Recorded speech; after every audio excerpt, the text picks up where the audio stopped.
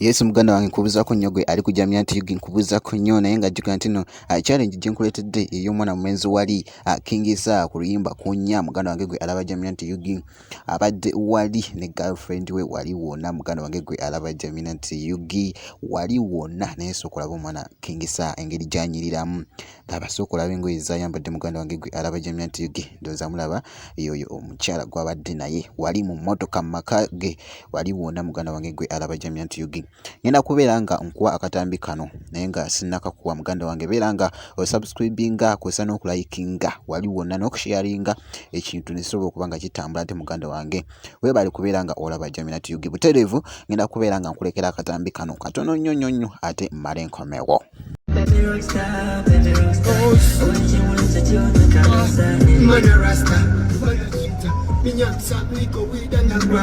Me no negative, no corruption. Man a superstar, man a positive.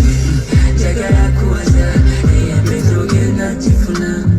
Baby jagala kulaba, nkuleza waziyaze. Kwagala nnyo katiya, naenda kunya. Jokesa waziku. Kunya.